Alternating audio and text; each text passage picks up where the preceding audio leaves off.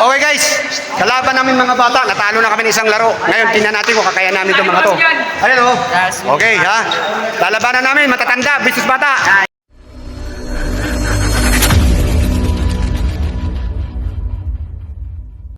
Okay guys, highlights muna. Ayan o, jump shot o, di ba? Ulitin, isblow natin para maklaro. Ayan o, jump shot o, di ba? Pasok. Okay.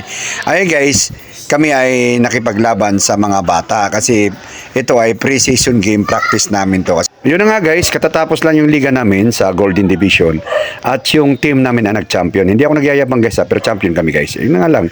Ngayon guys, ito ay pre-practice game to sa mga tulad naming mga Sunday Club. At ngayon, unang game, natalo kami guys. Ang bibilis ng mga bata pala. So nag-solid kami ng line-up. Ito na.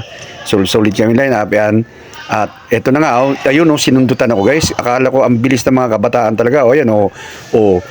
Tsaka pa ako nakababa.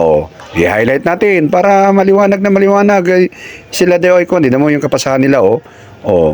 So yan guys, pero sa game na yun guys ay nanalo na kami, tinambakan na rin namin sila kasi parang nung una kasi parang nilaro-laro lang namin dahil mga kabataan nga kaso lang ang bibilis pala tsaka ang gagaling na ng kabataan talaga. Yan na, baba na kami guys. Ayun na, pass break na naman kaso lang ginawa na namin ng paraan yung hindi na bumaba yung isang kakampi namin kasi doon kami natatalo Pag post play, yung postihan, panalo kami kasi malalakas yung katawan namin, matatanda kami. Kaso lang, pagdating sa takbuhan, ang bibilis nila, hindi hinihingal.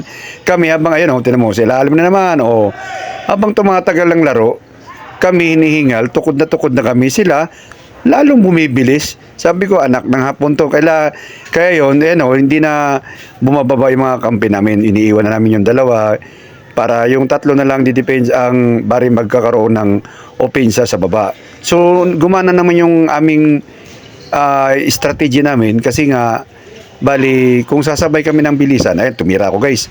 Hindi tumasok, agoy. So, kung hindi sasabay kami sa bilis nila, hindi talaga kami mananalo kahit papaano. So, yun na nga guys, dinaan namin sa, kumbaga sa salitang Tagalog sa kalye ay gulang. Ginulangan namin yung kabataan kaya ayan, tinambakan namin sila guys at nanalo kami. So bawi lang, nanalo sila nung una at panalo kami sa pangalawang laro. Solid lineup na to.